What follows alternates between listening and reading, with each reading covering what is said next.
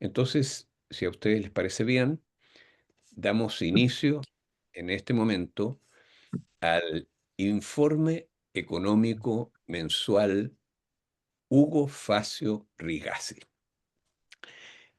Este informe será presentado por Gabriel Loza, ex ministro y expresidente del Banco Central de Bolivia, quien con generosidad muy grande nos honra con su presencia y con el compartir de su trabajo.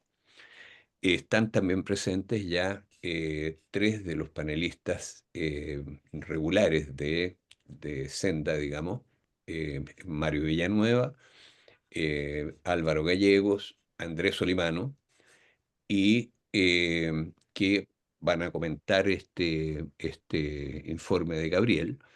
Y por nuestra parte vamos a complementar, digamos, la presentación de Gabriel con lo que siempre hacemos y es mostrar las series que tiene Senda y actualiza diariamente, digamos, acerca del ciclo económico secular, tanto en los países de las economías desarrolladas como las economías emergentes y Chile y las materias primas.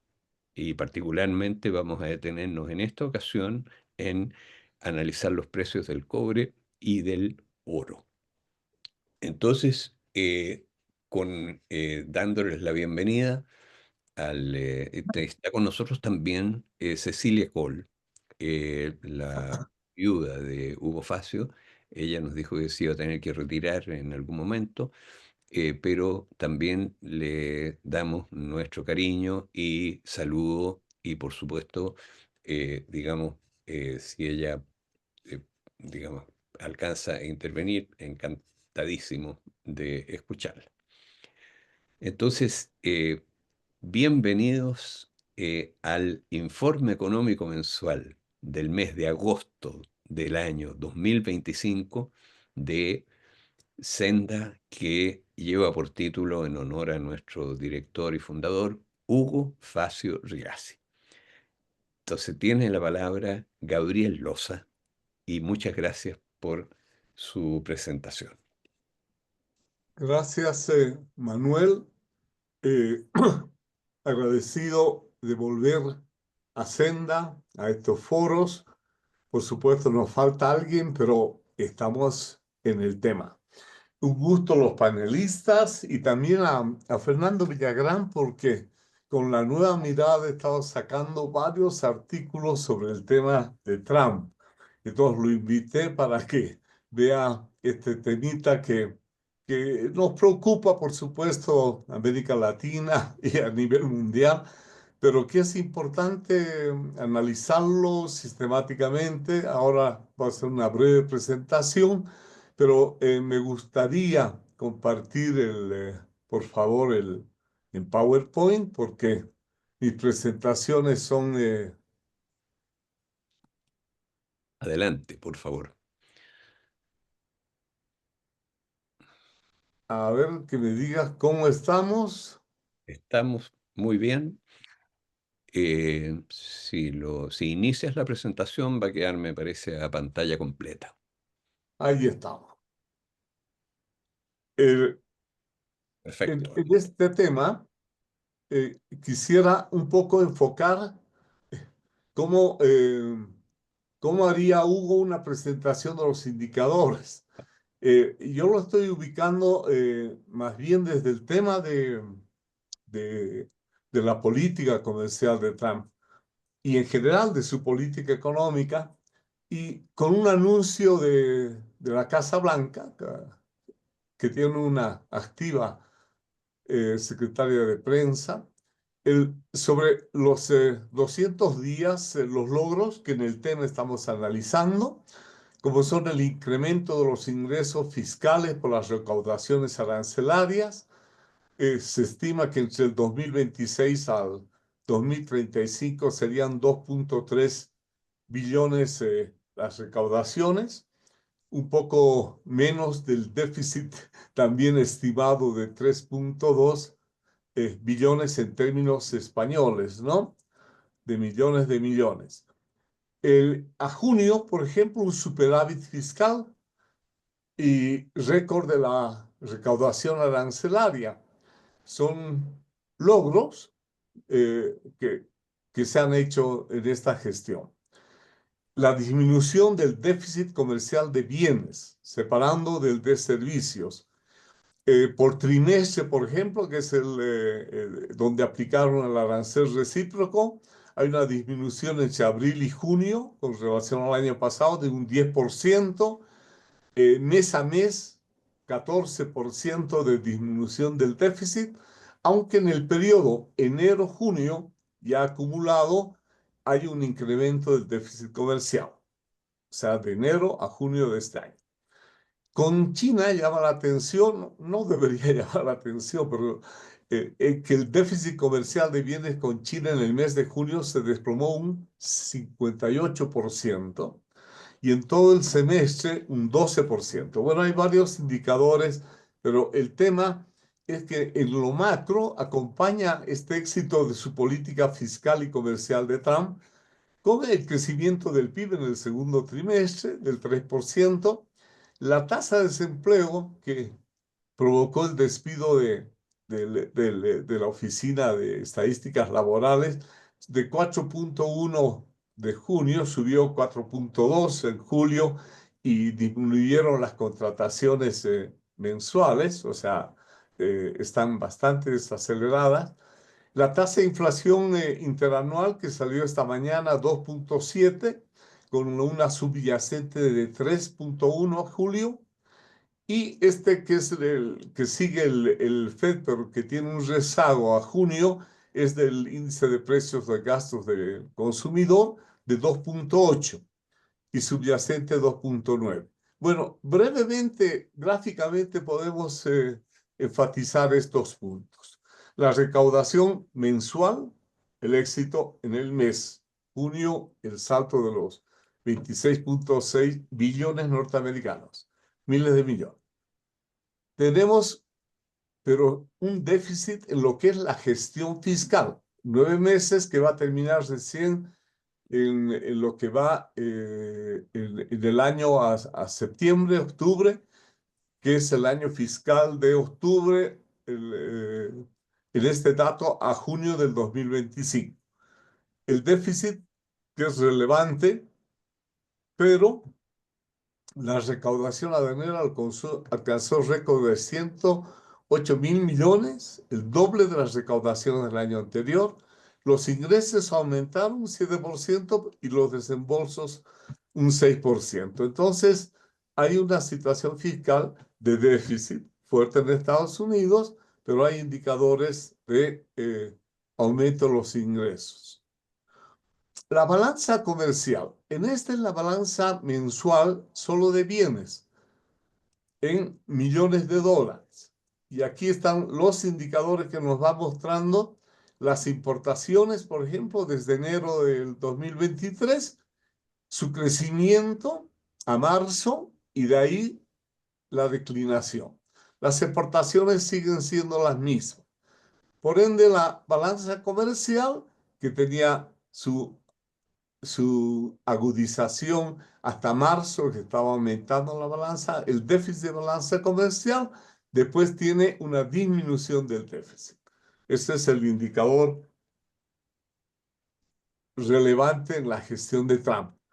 Ahora, el acumulado que nosotros hablamos es el déficit aumentado en lo que va enero-junio y el tema de las exportaciones norteamericanas relativamente estables y las importaciones que suben. Bueno, lo que se van dando son efectos de comercio, en lugar de China son de otros países, a haber cambios en la composición del comercio, pero estos son los indicadores fríos. El Producto Interno Bruto, después de que había disminuido en el primer trimestre de este año y se hablaba recesión o no de Estados Unidos, creció un 3%, ¿no?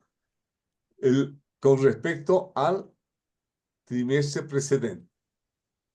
Y aquí en los datos de discusión, el tema de aumento de la tasa de desempleo en julio y el tema de las nóminas salariales, el, la desaceleración y el nivel que está hasta julio del 2025.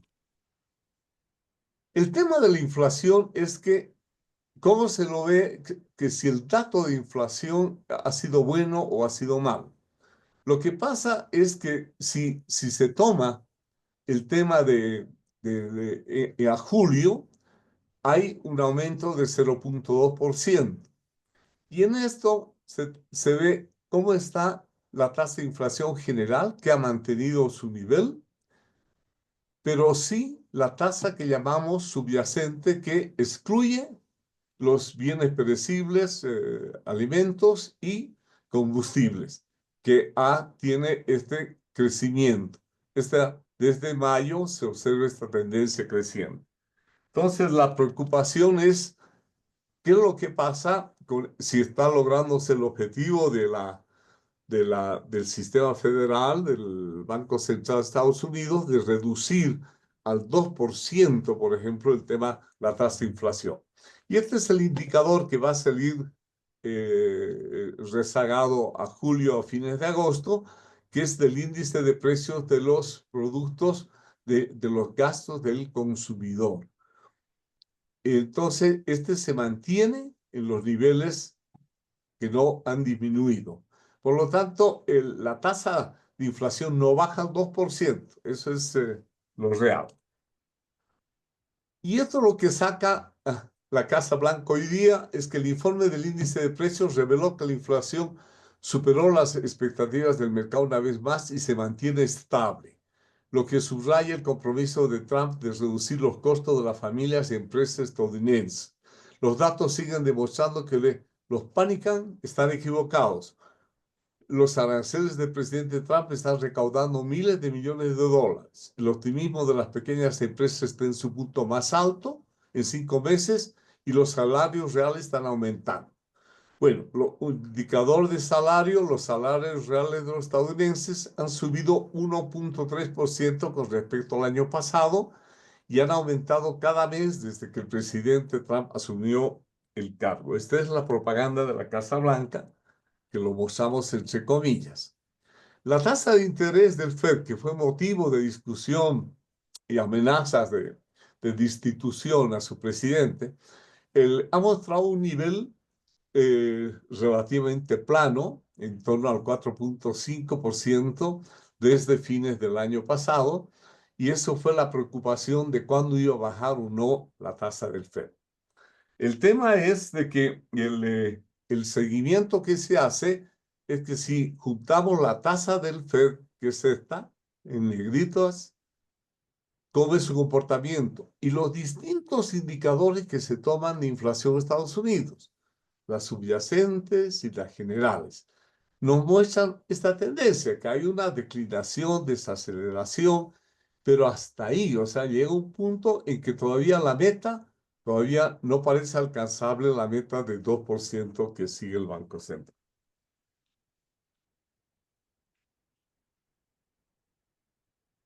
Entrando ya al tema arancelario. En mi época yo me acuerdo que el Baguatis, el que hablaba sobre todo del Spaghetti Bowl, de cómo se mezclaban todos los acuerdos comerciales y se intercalaban, se cruzaban.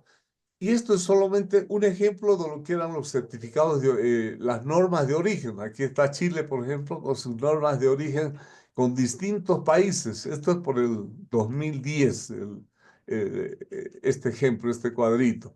¿Cómo se mezclaban normas, los acuerdos que tienen con distintos países, tratamientos diferentes? Este es el caso de Colombia, los acuerdos de Colombia que tiene con los distintos países, los distintos tratados. Hubo toda una época, ¿se acuerdan?, de firmar acuerdos comerciales y acuerdos de inversión. Estos son los acuerdos comerciales. Y eso genera, por supuesto, un mundo bueno, en esa época eran para apertura, la regionalización abierta para abrirse a la globalización como una forma de acompañar, pero enredaban lo que es un sistema multilateral de comercio. La escalada arancelaria, bueno, fue anunciada cuando era candidato, pero como acciones, empieza el 20 de enero respecto a México y Canadá, las importaciones de acero y aluminio contra China. El 2 de abril, su día, el Liberation Day, anunció un arancel adicional de 10% para todos los países y aranceles específicos para cada país, entre comillas, con los que tiene grandes déficits comerciales, pero es con todos. Suspendió su aplicación y abrió negociaciones hasta el 1 de agosto de este mes, lo que ya tenemos su vigencia. Se suspendió para llegar a acuerdos. Querían llegar a 70 acuerdos más o menos. Lo que se han llegado son 7 con Vietnam, Indonesia, Filipinas, Unión Europea, Corea del Sur, Reino Unido. Con México es un acuerdo telefónico de postergar 90 días medidas adicionales. Y con China tiene un acuerdo marco que hoy día o ayer se postergó por 90 días más. Eso es lo que en términos de acuerdos comerciales bilaterales ha hecho Estados Unidos. Para el 1 de agosto se aplicaron tarifas arancelarias a 70 países y el resto de los países no incluidos tienen el 10%. Hay un anexo por productos y sectores. Entonces, con nueva mirada, yo propuse un GPS arancelario, es decir, dónde se ubica un producto y dónde se ubica un país y en qué momento del tiempo.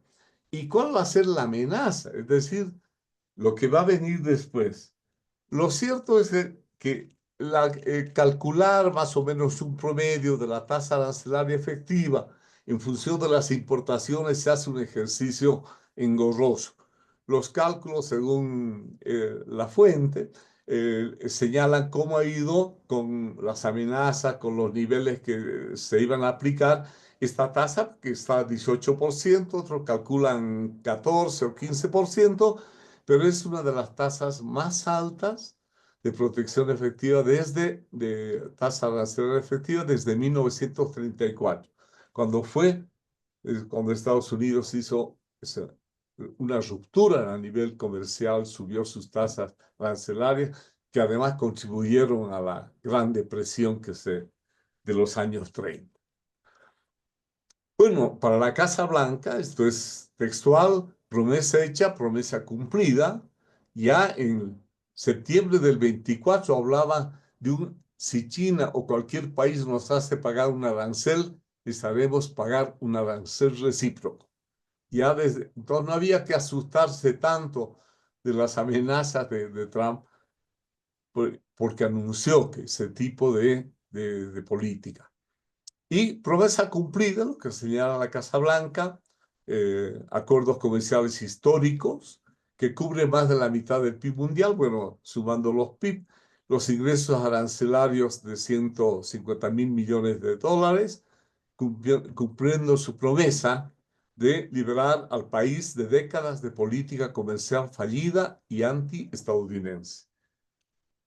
Bueno, los logros, realmente, entonces, los acuerdos que ha hecho, las rebajas más significativas, 50%, por ejemplo, con Vietnam y la Unión Europea, de lo que había amenazado a lo que se ha logrado, a lo que había anunciado a lo que se ha logrado.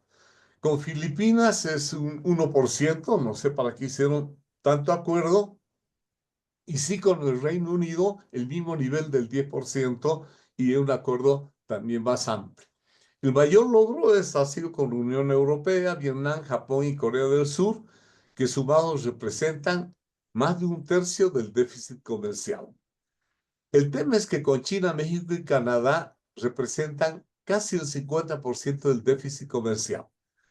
Con China está pendiente y ahora ha sido postergado hasta noviembre, pero con México y Canadá no pueden reducirlo hasta el 2026 porque el 80-90% está bajo acuerdo, el TEMEX, y por lo tanto los aranceles adicionales que habla de 30% para México, 35% para Canadá, son aranceles para la parte del comercio, productos no cubiertos por el tratado del TEMEX.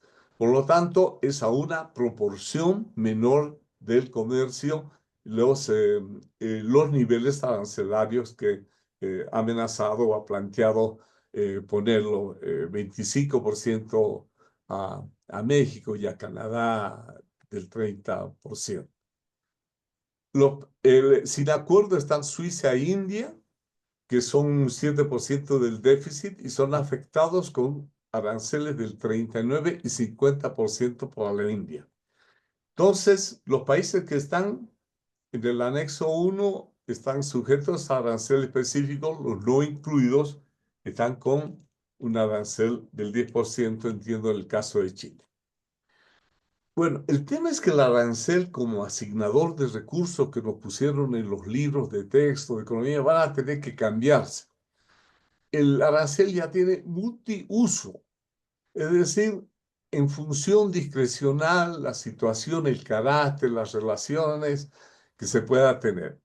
Y eso a nivel mundial genera una dislocación, dicen, para mí ya patas arriba, dice que está el comercio multilateral. No hay un término. Hay un nuevo desorden que hay que analizarlo, pero también hay que estudiarlo, hay que seguirlo. El caso de Brasil, que estaría con 10%, porque además tiene un superávit comercial, por cuestiones políticas y todo eso, al 50%. A India, un 25% que quería plantearle, pero por importar petróleo de Rusia, y por lo tanto se le sube al 50%. A Rusia por un plazo para finalizar la guerra con Ucrania, 50%. A los BRICS, por la simpatía que tengan o no por los BRICS, se les pone un arancel adicional del 10%. Y ahora, y ayer surgió la noticia de que va a cobrar un 15% a dos empresas por sus ventas a China de chips.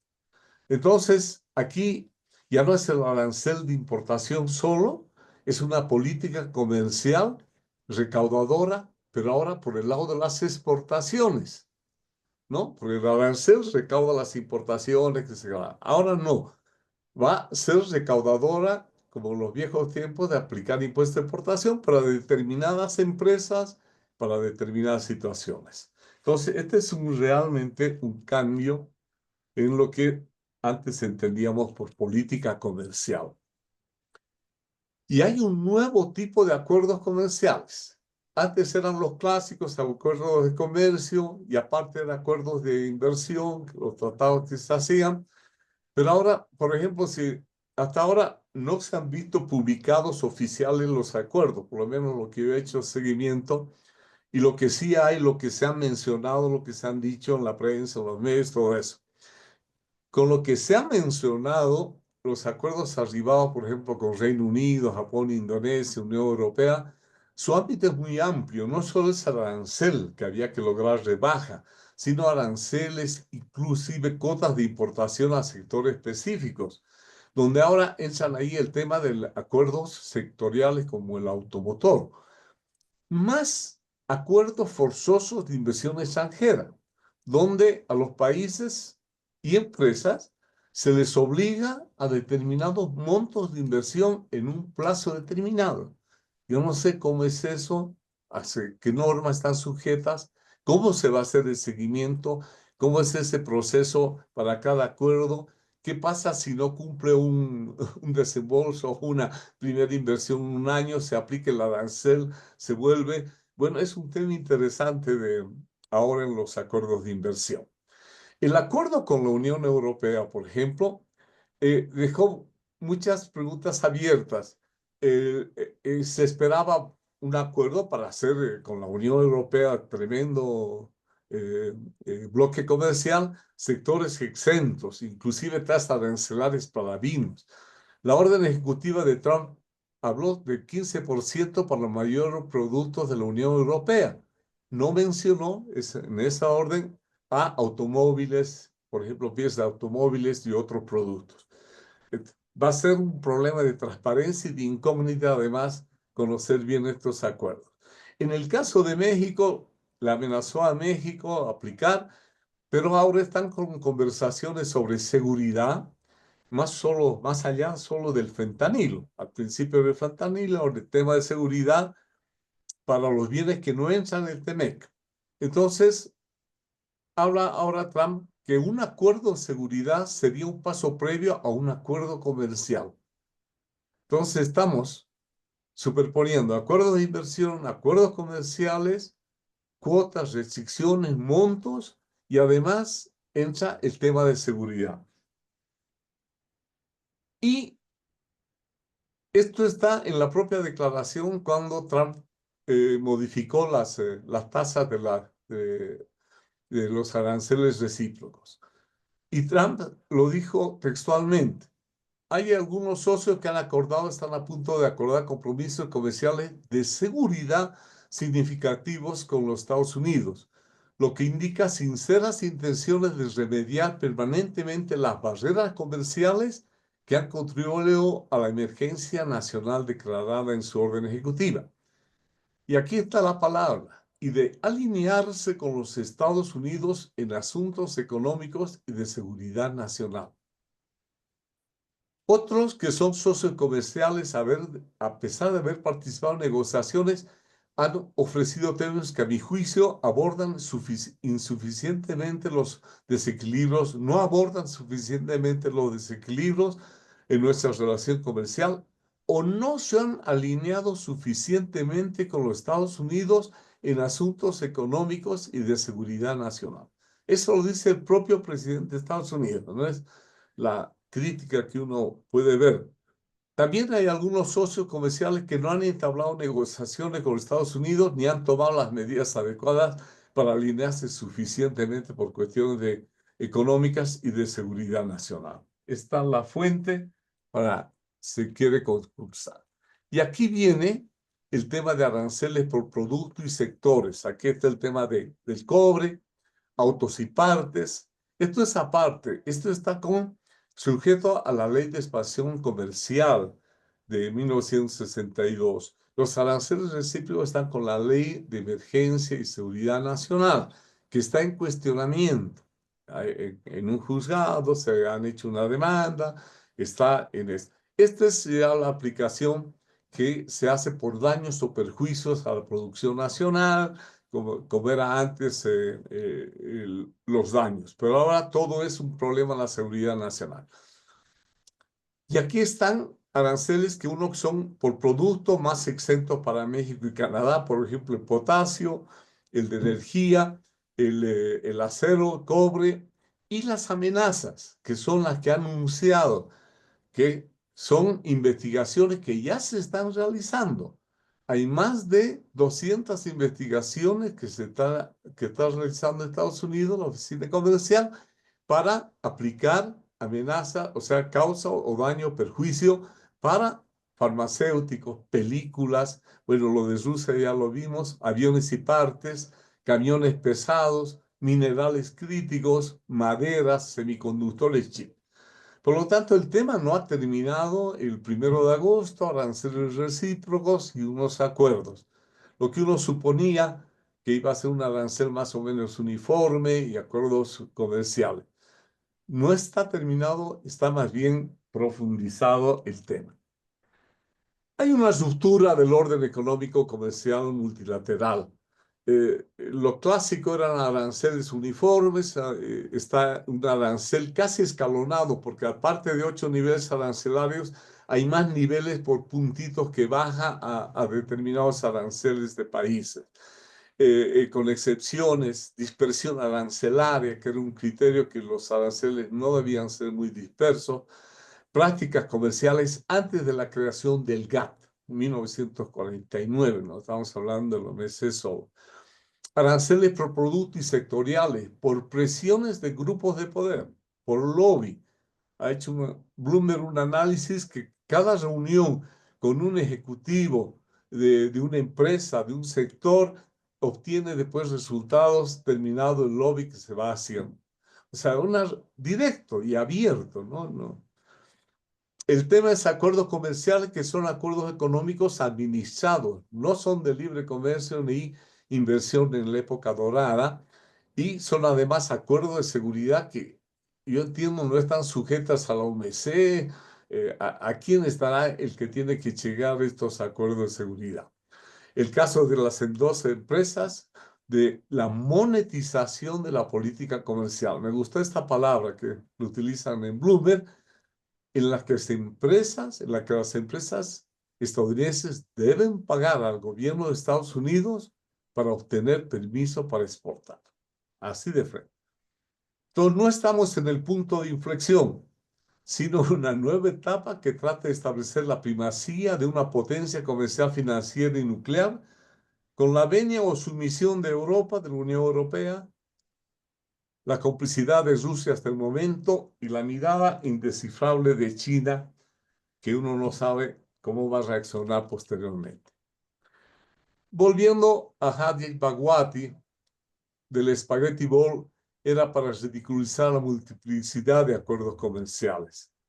Ahora con los acuerdos bilaterales queda chico el concepto del espagueti arancelario.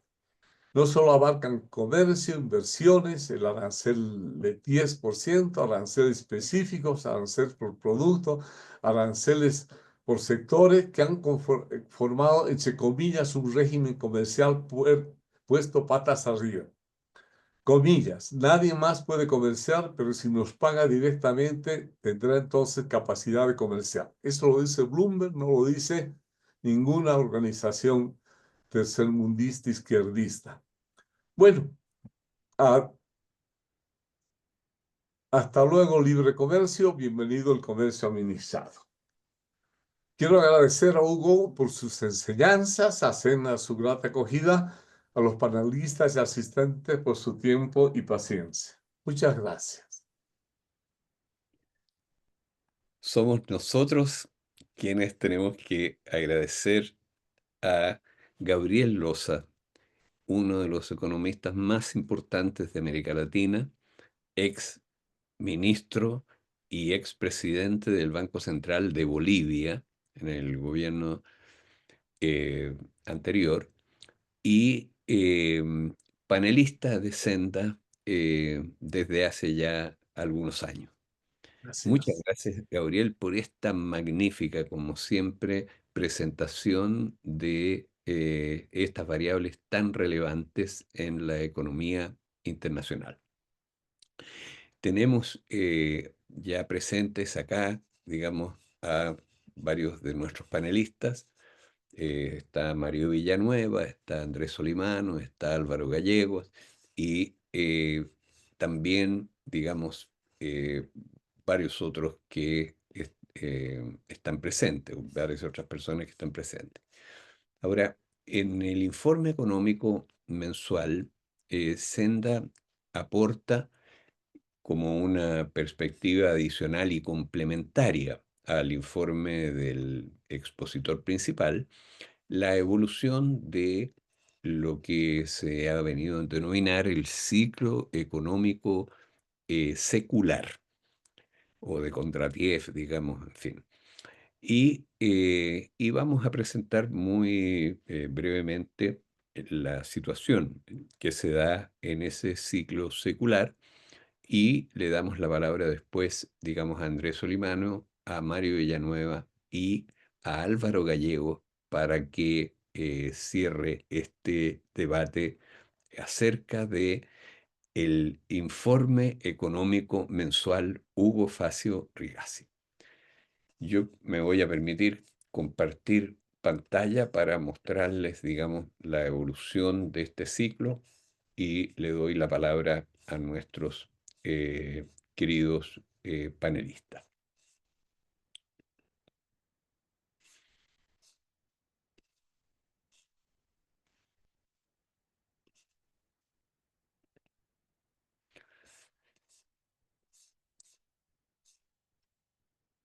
Los informes que normalmente presentamos son los cuadros que presentamos mes a mes, son los que ahí aparecen, ¿no es cierto? Este es un cuadro muy interesante por la claridad con que muestra este ciclo de Kondratiev en los últimos dos ciclos seculares. que el último del siglo XX se inició en este momento, que es 1966, 1966. Y el ciclo cae, digamos, y se precipita en dos enviones. Hay varios saltos previos, pero se precipita muy fuertemente, digamos, y toca fondo en 1981, que es esta cifra, este momento de aquí. Y después se inicia la larguísima recuperación y bastante sostenida, aunque tiene baches intermedios, digamos, en este punto y en este punto, pero una larguísima recuperación hasta el último mes del siglo XX, hasta diciembre de 1999.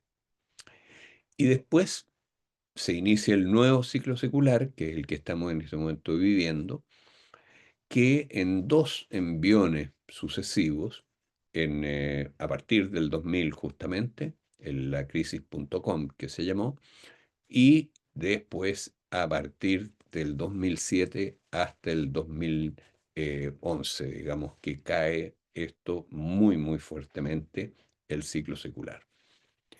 Y desde ahí se ha venido recuperando, con una interrupción muy fuerte del COVID, que es esta caída violentísima hasta acá, pero que se recupera inmediatamente. Ahora, ¿y dónde estamos ahora? Lo que en este gráfico, digamos, lo que mostré recién es la manera en que se mide el ciclo secular. Esto, el que lo propuso fue John Others, un analista de mercados muy importante y muy respetado. Ahora, si ustedes se dan cuenta, bueno, esto es Standard Poor's, el indicador Standard Poor's de la bolsa norteamericana, que es un índice que se llama MSCI por Standard Poor's, eh, y World, mundo, que este es perdón, esto es, no, esto es Wall Street. Este índice de aquí es Wall Street. Este de la derecha es el rojo, es mundo, que incluye, además de Wall Street, incluye Europa y Japón principalmente, digamos, este indicador que aparece aquí a la derecha. Bueno, eh, ¿qué es lo que está en el área gris de aquí atrás? Es el empleo en Estados Unidos. Ustedes se dan cuenta que el empleo en Estados Unidos más o menos ha seguido el ciclo secular, o al revés, digamos, la bolsa de Nueva York ha seguido el ciclo secular. Aquí tienen ustedes la caída del empleo muy fuerte, el bache que representa el COVID, la recuperación hasta este punto, que es fines del año pasado, y la caída en el empleo, digamos, todo esto medido como proporción de la población mayor de 16 años. O sea, en otras palabras, el área gris es la proporción de personas mayores de 16 años en la población total de Estados Unidos, eh, como denominador, y como numerador las ocupaciones de la seguridad social, medidas por la seguridad social, es decir, las planillas de pago. Es el empleo formal y por lo tanto es la proporción de la población mayor de 16 años que consiguió un empleo en ese mes. Eso es el área gris de este gráfico. Y los porcentajes son, el máximo es 62,46% de la población mayor de 16 años recibió un salario en diciembre de 1999, es decir, el último mes del siglo XX. Y después esa proporción no se ha alcanzado hasta ahora. Cayó muy fuertemente, digamos, hasta este punto, se empezó a recuperar, cayó en el COVID, se recuperó muy rápido y, digamos, llegó aquí a fines en diciembre del año pasado, del 2024, llegó a una proporción de 58, 59% prácticamente en este punto. Ahora, eh, o sea, nunca ha llegado el empleo en Estados Unidos, no ha regresado al nivel anterior a la caída. Eso no es de extrañar, ¿ah? Porque si ustedes se dan cuenta, digamos, también en el ciclo anterior, se demoró su buen resto, digamos, en alcanzar los máximos anteriores, pero de todas maneras ya lo sobrepasó, digamos, con crece a mediados a fines de los años 80, más o menos. Pero ahora no lo ha sobrepasado, sigue por debajo de su nivel de fines del siglo pasado. O sea, la economía norteamericana no ha recuperado el nivel de empleo que tenía a inicios de este siglo. Y bueno, ya van transcurridas como tres cuartas partes del siglo, si es que se toma en consideración lo que duró el ciclo anterior. Pero bueno, por lo tanto hay un espacio, digamos, para el crecimiento de la economía norteamericana en que el empleo tiene que sobrepasar este punto de acá, digamos, debería sobrepasarlo. Bueno, eso es, digamos, lo que pasa con el empleo. Ahora, otro indicador interesante es esta línea amarilla, que es el dólar medido en oro. Ahora, el dólar medido en oro alcanzó un mínimo justo en el mínimo del ciclo anterior, en 1981, y se recupera después hasta inicios de este siglo y cae, digamos, junto con la economía y junto con Wall Street, digamos, durante la primera década del siglo cae muy fuertemente, digamos, el valor del dólar medido en oro, se recupera junto con la economía, junto con el empleo, y cae nuevamente en el COVID, pero se recupera y empieza a caer nuevamente, digamos, desde ese momento hasta ahora. Y estamos en un momento de mínimo valor del dólar, digamos, está más bajo hoy día que lo que estaba en el fondo de la crisis, el dólar, y más bajo del fondo de la crisis anterior. Nuevamente, uno pudiera esperar que el dólar se recuperara. Es decir, está medido en oro. Esto significa que el oro está en un precio máximo y ese precio debería bajar, medido en dólar, de acuerdo a este ciclo secular. Ahora, el ciclo secular no funciona de la misma manera para el mundo desarrollado, que es este ciclo rojo, que para las economías emergentes. Y las economías emergentes tuvieron un boom, digamos, muy fuerte hacia fines del siglo pasado, ¿no es cierto? Fíjense ustedes, digamos, esta línea de ahí, por ejemplo, son digamos, eh, nos- esa línea de ahí es las economías emergentes, digamos, que llegaron mucho más arriba que las economías desarrolladas, ¿no es cierto? Pero en la crisis asiática, las economías emergentes cayeron muy fuerte. Se recuperaron después y sobrepasaron a los desarrollados, pero alcanzaron, digamos, un máximo en este punto, los emergentes. Cayeron nuevamente y alcanzaron un máximo mucho más alto todavía en la víspera de la crisis subprime, para caer y estar hoy día exactamente al mismo nivel o muy cercanamente del nivel de las desarrolladas. O sea, este super boom, digamos, o super burbuja, por decirlo así, de los emergentes se nota aquí bastante bien. Ahora, la que más subió fue la chilena, que es la que está por allá arriba, digamos, y que cayó, digamos, muy fuertemente hasta acá. Todo esto está medido en oro. Toda la...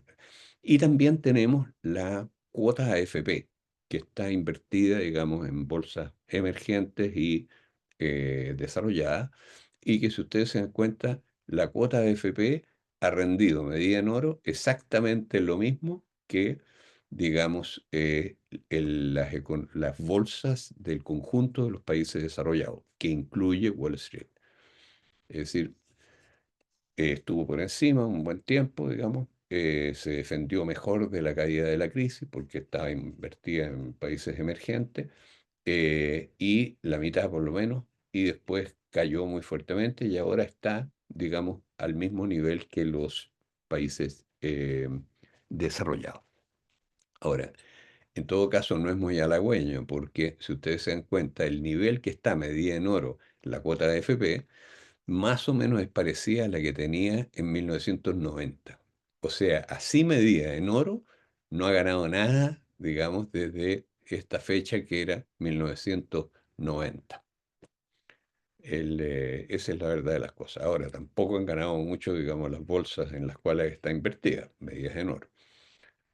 Bueno, eso es el ciclo, ¿no es cierto? El ciclo va hasta ahí. Estamos a medio camino de la recuperación de la crisis secular iniciada con el siglo.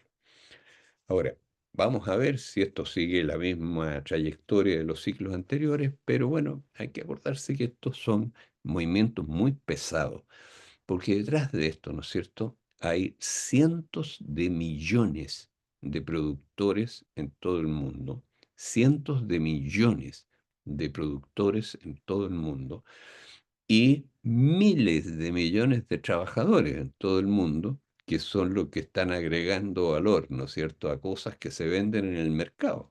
Miles de millones de personas están detrás de este ciclo y por lo tanto, digamos que son productores y consumidores también. Entonces, digamos, el movimiento y la dirección del movimiento que ellos toman es algo muy pesado, muy pesado. Y es por eso que este ciclo se ha venido experimentando, digamos, desde hace 150 años, porque aquí están todos los ciclos que hay desde 1870 hasta ahora, y con los 5 grandes ciclos seculares que hasta ahora se han vivido. Ahora, claro, este puede ser distinto, ¿no es cierto? Pero lo más probable es que siga un ciclo, un curso más o menos parecido. Bueno, lo que yo quiero llamar la atención ahora es el precio del cobre y el precio del oro. El precio del cobre, esta es una serie que es bastante interesante porque es una serie que tiene prácticamente un siglo de precio del cobre. El precio del cobre aquí está medido en dólares, está medido en dólares corregido por inflación y está registrado desde 1935. Esta es una serie que tiene Cochilco en Chile, la Corporación Chilena del Cobre, una serie muy interesante y que se actualiza mes a mes. Nosotros la actualizamos también mes a mes. Ahora, aquí el gráfico se construye con los valores de diciembre de cada año, excepto el año en curso que se construye con los precios que hay hasta ahora, el último precio disponible. ¿Y qué es lo que nos muestra este gráfico del precio del cobre? En primer lugar, el precio promedio en dólares de hoy, y el precio promedio en dólares de hoy es de 3,34 dólares por libra de cobre.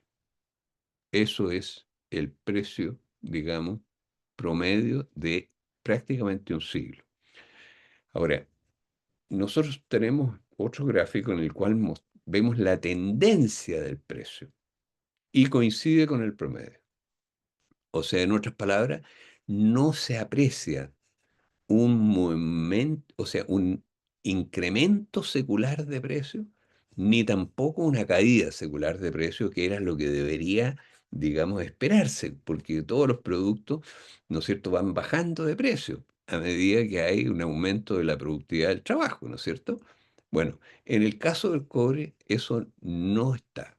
Se mueve como loco, ¿no es cierto? Sube, digamos, al doble por encima del promedio, hasta, mire, $6, $7 en este máximo que fue en 1966, justamente.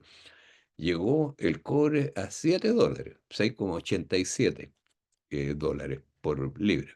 El promedio al doble del promedio, que es 3,34. Y caídas brutales, como la que se experimentó, digamos, en este punto, en el cual, fíjense ustedes, llegó aquí a un mínimo, y ese mínimo fue de, digamos, 120, o sea, $1,26, o sea, la tercera parte del promedio. Es decir, oscila muy fuertemente, ¿no es cierto? Con oscilaciones violentas como esta o con estas caídas, en fin, oscila muy violentamente, pero no muestra tendencia ni al alza ni a la baja en el largo plazo. Ahora, ¿qué debería esperarse, digamos, a medida que el ciclo se desarrolla, ¿no es cierto? Lo que debería esperarse es que, digamos, el cobre bajara, en realidad. Pero estos gráficos, digamos, y estos precios pueden ser enloquecidos, como tener subidas como esta, por ejemplo, que duró un año, y cayó una caída más fuerte al año siguiente. En fin, pero lo que debería esperarse es que, digamos, baje a medida que el ciclo, digamos, secular, y el empleo, que el empleo en Estados Unidos está en el trasfondo aquí también en este gráfico. eh, Esto debería sobrepasar, digamos, este punto de acá, que es el punto, el año 2000, y bueno, el cobre debería bajar en general, tal como pasó en el ciclo pasado.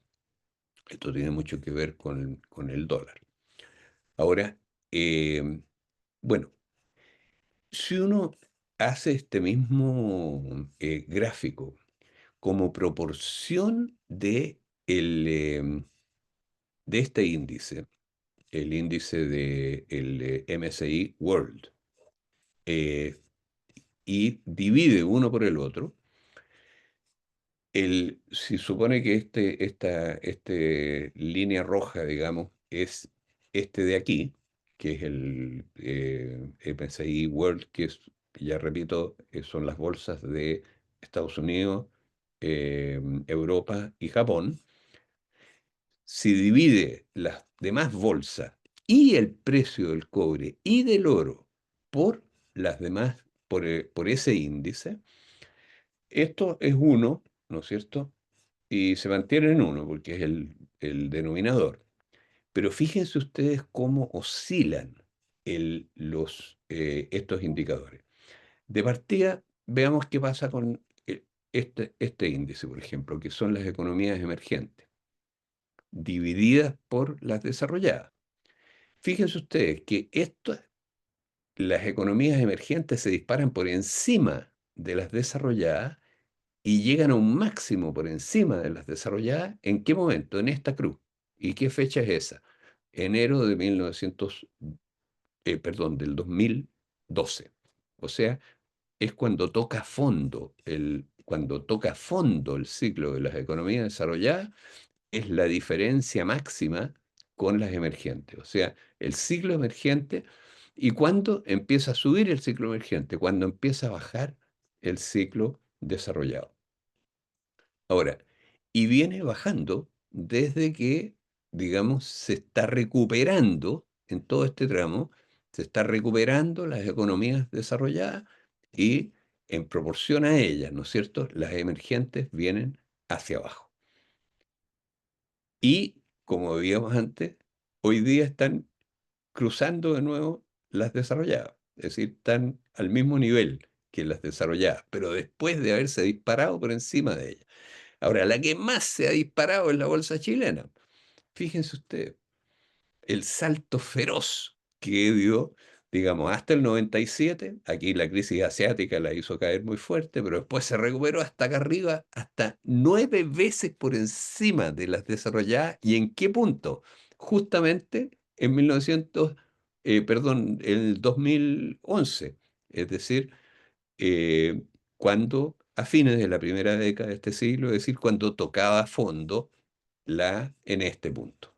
En este punto. Es decir, cuando tocó fondo la crisis secular, en ese momento la bolsa chilena estaba disparada por allá arriba. Y después, a medida que se ha ido recuperando los mercados desarrollados, ¿qué es lo que ha pasado con la bolsa chilena? Se viene abajo y hoy día está más o menos al mismo nivel que los desarrollados. Y acá abajo está eso mismo, pero con los precios del dólar, perdón, del cobre, que es este, y del oro, que es este de acá. Ahora, este, por ejemplo, es el oro dividido la, eh, por el conjunto de las economías desarrolladas. Y está en este punto, que es mucho más bajo que lo que estaba en este punto, que es a fines de la primera década del siglo. Es decir, cuando tocaron fondo las economías desarrolladas, en ese mismo momento el oro estaba en su precio máximo en relación a la economía desarrollada. Y hoy día está en un nivel, digámoslo así, bastante, viene para abajo. En cualquier caso, el oro en relación a las economías desarrolladas. El precio del oro comparado con el precio del conjunto de las economías desarrolladas, todo medido en dólares, una y otra, digamos, ajustado por la inflación, y ustedes se dan cuenta que está en este nivel intermedio, por decirlo así, el precio del oro. Ahora, el precio del cobre oscila junto con el oro, exactamente, oscila igual que el oro, pero es más volátil. Es más volátil que el oro. Ahora, eso queda más claro en, perdón, voy a tener que actualizar esto.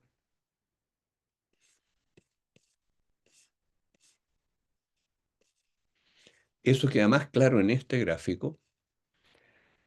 En este gráfico, aquí tenemos el precio del cobre, que ya lo vimos, y acá está el precio del cobre, que es el área gris, el área color cobre del fondo, medida en dólares, y, y el oro, que es la línea amarilla que está aquí. Ahora, fíjense ustedes que, digamos, estos son valores mensuales del cobre y del oro. Ahora, fíjense ustedes que esto forma como una X, digamos, y lo de acá es Wall Street. Ahora, el precio del cobre y del oro llegan a su máximo cuando Wall Street llega al mínimo. Ahora, y después, cuando Wall Street se recupera y la economía también se recupera en los países desarrollados, el precio del cobre y el oro oscilan por acá arriba, pero más bajo que lo que tenían en este punto de acá, excepto el oro, que está en este momento en su máximo histórico. Esto de acá es el cobre medido en oro, este gráfico de aquí.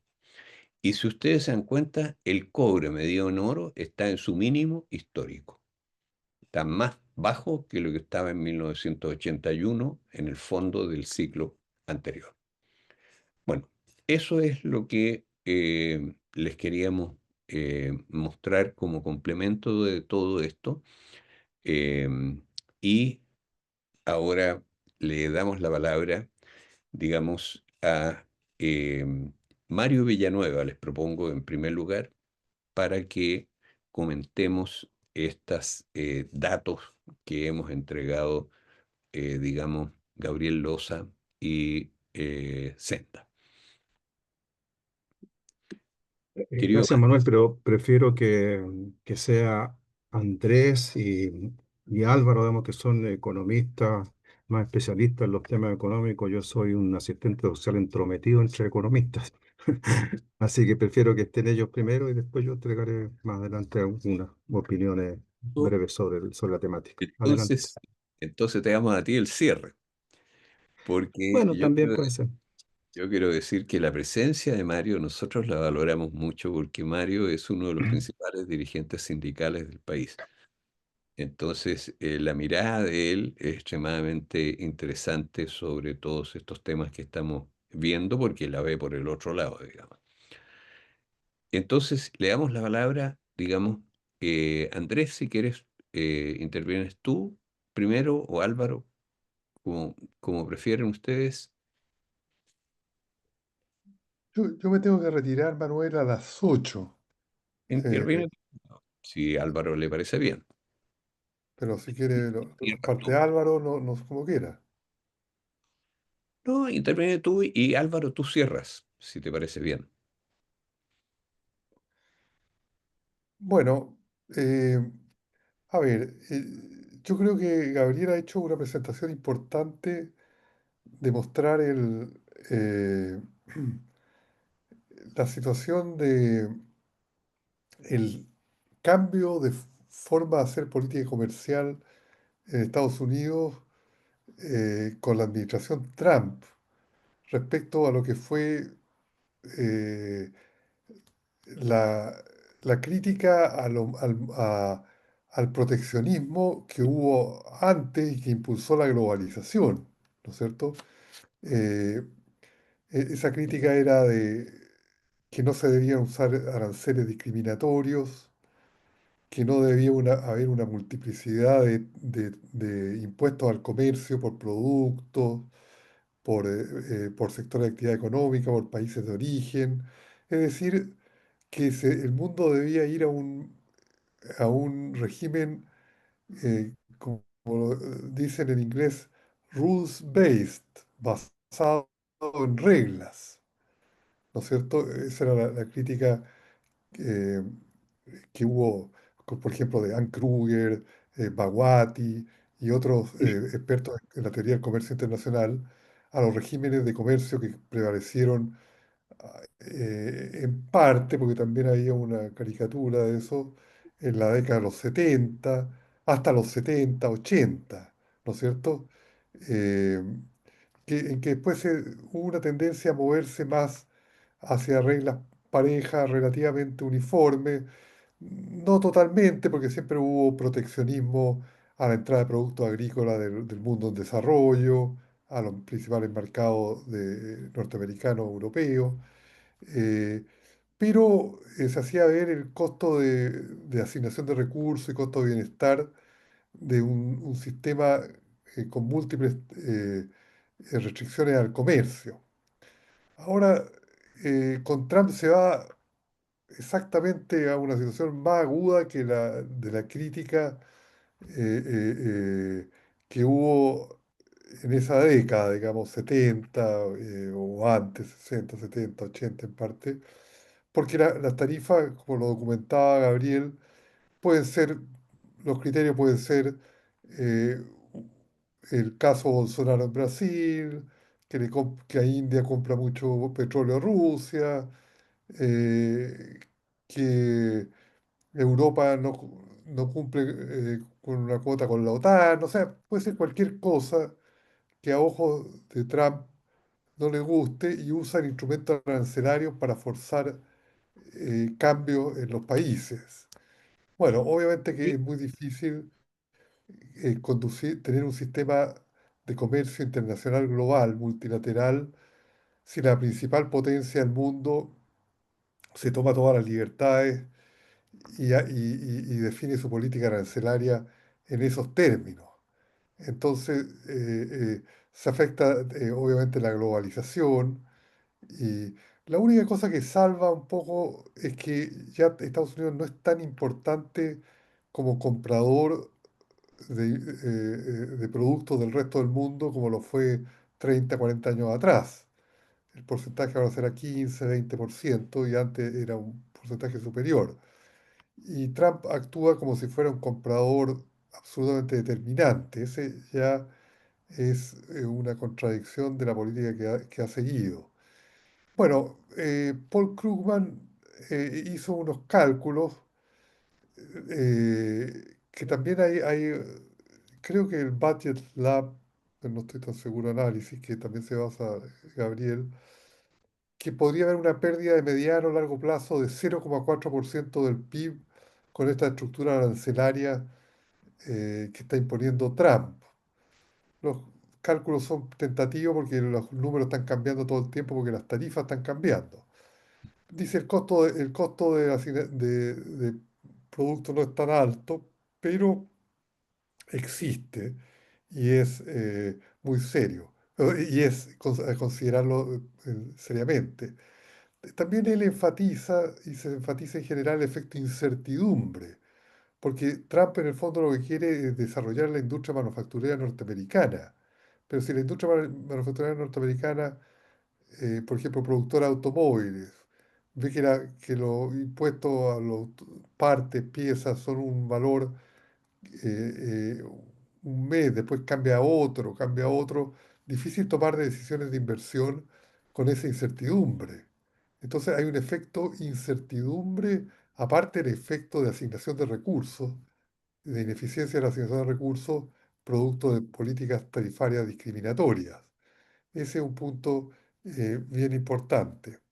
Ahora, el gobierno norteamericano, el Estado norteamericano recauda más recursos por los aranceles, ¿no es cierto? Y creo que podría estar cerca de 250 o 300 billones, no sé, vi una cifra, pero no estoy totalmente seguro del- de ese número. Eh, pero bueno, el efecto incertidumbre, el efecto costo de asignación de recursos es importante. Eh, bueno, pero, eh, la otra cosa es que está empezando a caer el empleo en Estados Unidos. Trump no encontró nada mejor que echar a la señora que era directora del Bureau of Labor Statistics porque le trajo unos malos números de empleo. Ya claramente es como matar al mensajero. Es ridículo. Entonces, un reino de la arbitrariedad y la irracionalidad bastante desatado. Está empezando a subir un poco los precios. La inflación de Estados Unidos es un país que se está transformando extremadamente caro, en parte por los aranceles y en parte por la escasez de mano de obra de esta política de de deportaciones y arresto de inmigrantes de clase trabajadora, que la gente, los trabajadores inmigrantes no van a los farms, a los fundos, a la hacienda, no van a trabajar a veces en los restaurantes, no se presentan en la construcción porque teme que haya redada del ICE, del Immigration Cost of Enforcement. Entonces también hay un empuje de costos salariales, aparte de todo lo de los aranceles. Bueno, y la otra cosa, lo que sí llama la atención, se ha escrito un poco recientemente sobre eso, ¿por qué los índices de precios de acciones, Standard Poor's, Nasdaq, siguen subiendo y subiendo a pesar de la irracionalidad de la política económica de Trump? Eh, Aparentemente, en parte el alza de los índices accionarios, primero, eh, el índice de acciones nunca ha sido muy buen predictor de recesiones en Estados Unidos. Tuvo el pic el año 29 y vino la Gran Depresión y hasta Irving Fisher decía, hay que seguir invirtiendo en acciones porque están subiendo y subiendo". O sea, históricamente no ha sido un buen índice predictor de recesiones futuras, el índice de acciones. Pero igual llama la atención que con todas las cosas que se están haciendo haya un boom de accionarios. Una explicación que se da es que las acciones de inteligencia artificial están, han aumentado muchísimo de precio y ya constituyen cerca de un 25-30% del índice total. Y eso está empujando el índice hacia arriba. Esa es una explicación. Lo otro que hay un boom de las criptomonedas, porque se aprobó la legislación Genius, que aprueba, Trump eh, quiere convertir a Estados Unidos en el hub de criptomonedas en el mundo, ¿no es cierto? Entre ellos, su hijo y su familia sacan memes, sacan criptos, estilo Milley, y entonces también se beneficia a la familia. Pero bueno, quiere y aprobó una legislación que incentiva los stablecoins, las monedas estables, pero con conversión 1 a 1 al dólar, pero la legislación aprobó que tienen que colocar sus reservas en bonos del Tesoro norteamericano. Entonces, el poner la reserva en el bono del Tesoro norteamericano crea una demanda por ley para los que emitan stablecoins, que tienen que comprar deuda del gobierno de Estados Unidos. Y también hace más competitivo la demanda de activos en dólares, en un momento que hay duda, porque el dólar se ha depreciado respecto al euro y otro. Entonces, se está tratando de apuntalar el sistema a través de las criptos. También yo creo que eso hay que meterlo en la ecuación financiera de lo que está pasando en Estados Unidos. Bueno, eso sería, yo creo que es muy interesante lo que plantea Gabriel, que es totalmente 180 grados distinto de lo que, de la idea de un régimen basado en reglas para el comercio internacional y la globalización. Eh, Creo que en el análisis macroeconómico total, si uno debiera meter también estas variables financieras eh, y las fiscales, porque también se aprobó una legislación muy generosa para personas de ingresos medianos altos en baja de impuestos, que puede tener un efecto de la demanda agregada, aparte del efecto riqueza de, de la bolsa de valores, de bolsa de acciones, que está muy fuerte. Entonces, compensar esta ineficiencia en la asignación de recursos que viene por el lado de la oferta, por este boom de la demanda agregada, asociado a mecanismos especulativos y baja de impuestos. Todas combinaciones de política económica no muy cristianas, por poner un término, pero que pueden estimular la economía por un tiempo y permitirle llegar a Trump a las elecciones de medio término en una posición relativamente no tan mala. Bueno, eso sería. Gracias. Gracias a ti, querido Andrés. Muchas gracias también por tu participación como informador principal de Lugo Facio Rigasi. Digamos que es un papel que también cumple Álvaro, que has cumplido tú y que Gabriel, digamos, se ha incorporado ahora, y también José Miguel Ahumada, que él presentó el anterior. Seguiremos con esta rotación, digamos, entre nosotros para presentar la parte central del informe. Senda complementa con los gráficos esto y después todos comentamos, digamos, la situación. El informe económico mensual Hugo Facio Rigasi. Yo quiero saludar la presencia de Manuel Hidalgo, nuestro querido y viejo amigo, viejo estamos todos, y es un placer realmente, Manuel, tenerte con nosotros. Y por cierto, te vamos a dar la palabra, digamos, al final de esta sesión. Y ahora veremos el comentario de Álvaro Gallego. Gracias, Manuel. Aprovecho de saludarlos a todos porque no lo había hecho, así que como siempre un agrado estar todos juntos eh, y discutiendo, debatiendo sobre temas tan interesantes. Bueno, lo primero es agradecer en particular la exposición de Gabriel, que trajo varios datos que tal vez no todos, al menos yo, no estábamos al tanto. Y uno que me sorprendió fue este asunto de que efectivamente la recaudación tributaria en Estados Unidos sobre la base de los aranceles, tal parece que ha tenido éxito, porque eso fue lo que anteriormente en otras sesiones, ¿verdad?, habíamos conversado y habíamos especulado que lo que intentaba Trump era de alguna manera reducir el déficit fiscal a través de una recaudación adicional sobre la base de aranceles. Y de los números que presenta Gabriel, bueno, tal parece que no le ha ido tan mal, ¿verdad? Porque esto de tener un superávit en un mes de julio, parece que fue el dato puntual que entregaste, es notable. Tenemos subida fiscal en un mes determinado.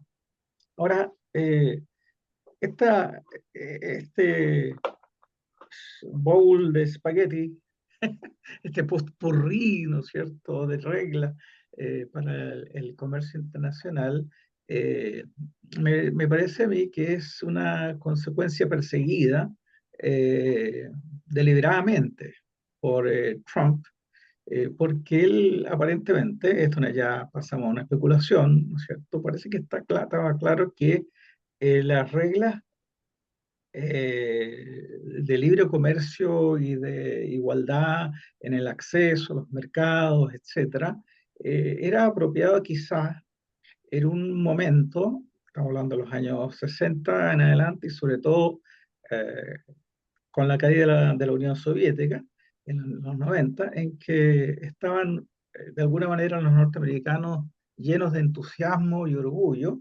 eh, y, y en los momentos felices dicen los expertos que no hay que tomar muchas decisiones porque uno suele pecar de optimismo, ¿no? Y efectivamente entonces ellos presionaron a todo el mundo por esta globalización en el convencimiento de que estaban en una posición irremontable, inalcanzable por ningún otro país o potencia económica, y podrían de esa manera establecer una superioridad industrial y comercial de su país a todo el mundo. Eh, pero eso funcionó mientras, mientras no apareció o no irrumpió China como la gran fábrica del mundo. Y por supuesto que esto significa para Estados Unidos que ese proyecto original que se reforzó con el consenso de Washington en los 90, dejaba de tener sentido estratégico o de seguridad nacional para ellos. Y recuerdo de alguna manera esta cosa a un nivel mayor, por supuesto, hoy día, a los famosos acuerdos del Hotel Plaza, cuando Estados Unidos se sintió amenazado por Japón y los obligaron a los japoneses en una reunión que debe haber sido muy dura a ralentizar su economía y a no competir tan frontalmente con Estados Unidos, cosa que Japón, bueno, aceptó. Y desde entonces Japón viene en un larguísimo estancamiento, ¿verdad? Que no parece tener vuelta. Bueno, y hoy día entonces parece que esta diversidad de reglas, o mejor dicho, este desorden, como muy bien señaló Gabriel, de las reglas, es también producto de la experiencia empresarial de Donald Trump. Donald Trump ha sido siempre un especulador inmobiliario, también desarrollador, pero él tiene una experiencia de negociación en ese pequeño metro cuadrado de la disputa por terrenos escasos, etcétera, donde todo vale y donde no hay distribución en el beneficio de una negociación, sino que ahí es el ganador se lleva todo. Winner takes all, ¿verdad? Entonces él tiene esa mirada y de esa mirada es claro que conviene un desorden en las reglas y en las normas. Y entonces siempre puede sorprender a ¿cómo se dice?, socio comercial con alguna cuestión totalmente sorpresiva, como en el caso de Brasil le saca el caso de Bolsonaro, que no tiene no tiene nada que ver con las relaciones comerciales, con unas relaciones económicas normales y productivas, sino que simplemente lo acusa de algo tan raro como que no acepte la separación de poderes al interior del país. Porque no, ¿qué tiene que ver directamente Lula con el asunto Bolsonaro? Nada, pues esto es un problema del poder judicial de Brasil. Bueno, y así sucesivamente está en condiciones Trump de exigirle cosas nuevas a cualquier contraparte comercial. Ya lo detalló Gabriel, a Rusia le pide que termine la guerra, y así, a todos le pide algo distinto. Y entonces comparto con Gabriel que esta presión de la monetización de la política comercial eh, es muy apropiada. Hay un término en inglés que es weaponization, que es quizás más preciso, uno que arman, no sé cómo sería la traducción al español, pero convertir la política comercial en un arma para, para amenazar a la contraparte, extorsionarla de alguna manera. Y entonces hoy día no tiene para cuándo regresar un mundo globalizado con reglas comunes a todos y donde cada cual tendrá que ver cómo se las arregla, y básicamente sobre la base de competitividad. Así que lo que uno ve ahora es que estamos en un mundo absolutamente nuevo, donde la cortesía de las negociaciones no rinde lo que rendía antes, y tal parece que si uno no, si un país no pone, no se planta frente al poder de Estados Unidos con cierta personalidad y porfía, y de repente incluso para muchos economistas, ¿cómo decirlo? Con cuestiones muy heterodoxas, digamos. Parece que eso es mejor que simplemente plegarse, porque ya lo hemos visto con los europeos, ¿no es cierto?, que se plegan a todo lo que les exige Estados Unidos, y bueno, y salen sumamente trasquilados, y ahora van a estar obligados incluso a invertir. Si quieren exportar a Estados Unidos, además tienen que invertir en Estados Unidos. Es una cosa muy notable esto, ¿no? Y para qué hablar de la nueva distribución del gasto en armamento, ¿no es cierto? Que Estados Unidos le apretó el cogote a los europeos, y ahora los europeos están renunciando a todos sus principios económicos liberales y neoliberales, y están disponibles, bueno, ya lo hicieron los alemanes, a aumentar el gasto fiscal para destinar esos recursos a armamento, lo cual obviamente que, obviamente que bajo cualquier análisis ético de la economía es bastante absurdo, ¿no? Porque esos son usos estériles. O sea, los tanques no producen riqueza. ¿Ah? A lo más pueden obligar a redistribuirla de un país a otro, pero crear riqueza previamente tal es un poco difícil. Bueno, entonces estamos en un mundo nuevo, habrá que adaptarse, no costar, porque acá en Chile eh, nos compramos este asunto de la globalización. Este es el país, uno de los países más abiertos al mundo, con más acuerdos de libre comercio en el mundo. Entonces esto trastoca totalmente nuestra estrategia de crecimiento o de desarrollo, mejor dicho, y bueno, va a costar adaptarse, pues. Va a costar adaptarse porque estos son conceptos que se asientan profundamente en las mentes de los hacedores de política. Entonces, hacer algo fuera de lo aceptable desde hace 2 días ya no es, digamos, no es, o sea, va a costar. Y creo que nosotros estamos sufriendo esa metamorfosis de cómo eh, ponerse un poquito más mal pensado, más descorteses,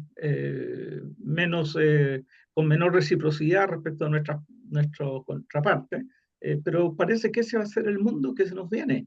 ¿Ah?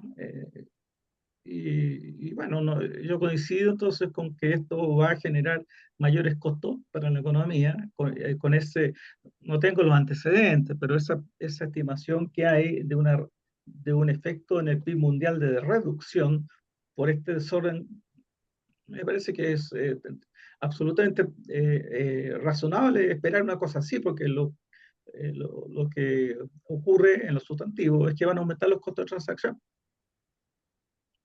en toda la economía global, y por lo tanto eso significa pérdidas de producción, pérdidas de eficiencia, y bueno, porque al ser algo, ah, reglas no predecibles, Entonces, todas esas reuniones para mejorar las condiciones de un país respecto al otro, o ojalá mejorar las de ambos, se hacen muy impredecibles, muy inciertas en sus resultados.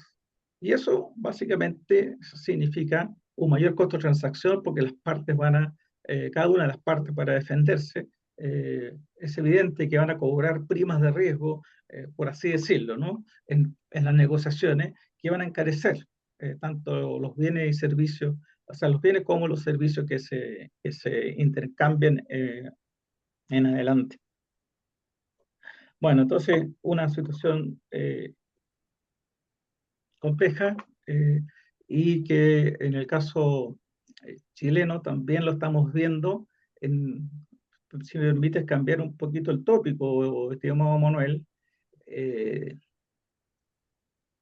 con esta persistente, porfiada, obstinada demanda de los sectores del gran empresariado y por supuesto de la derecha política, de exigir rebajas impositivas, tributarias, a la gran empresa. Sobre la base, según el documento último que emitió la Comisión de la Producción y el Comercio, de una supuesta necesidad de mayor competitividad de nuestra producción en el mercado mundial. Y es sorprendente porque plantean que es necesaria una mayor competitividad, pero no se percatan o no se preocupan, no dan ningún dato concreto en el sentido de que Chile está entre los países de la OECD con la menor carga tributaria. Entonces tenemos en este momento, desde el punto de vista tributario, una posición más competitiva que la que podría tener Francia o España, por ejemplo, que tienen cargas tributarias mucho más elevadas que el promedio de la OECD.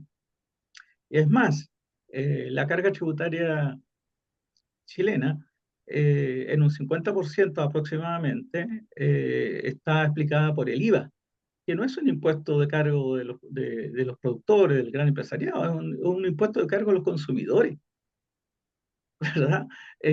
A diferencia de Europa o de la OCDE, en que el impuesto directo es mucho más incidente.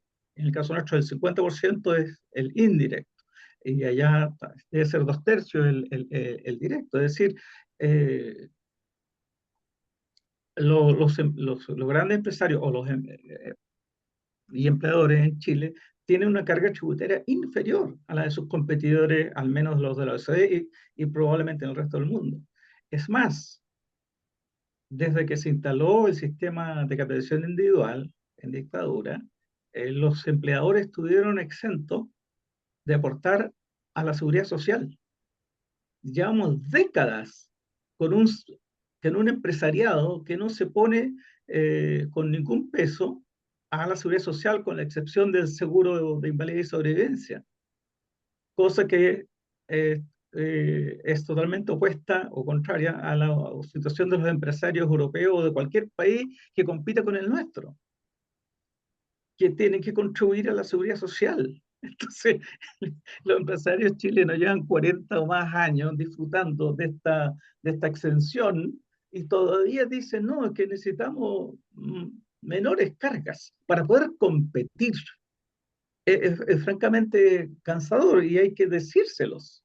Hay que plantearles derechamente, oiga, ustedes han vivido en jauja los últimos 40 años en materia tributaria y en materia de impuesto al trabajo, que ustedes no ponen ninguno. Recién ahora con esta reforma tradicional, el gobierno de Boric, esa situación última del impuesto de la seguridad social se va a empezar a corregir, pero gradualmente, pues. 1% creo que a partir de enero, ¿no? Y así. Entonces, francamente sorprendente cómo desde una posición ampliamente ventajosa para competir en los mercados internacionales, nuestro gran empresariado insiste en exigir mayores prebendas, y eso solo puede explicarse por el hecho que tienen el control de la política, como muy bien lo expresó Nicolás Ibáñez en una entrevista en La Segunda, ¿verdad? Cuando le ordena disciplinarse.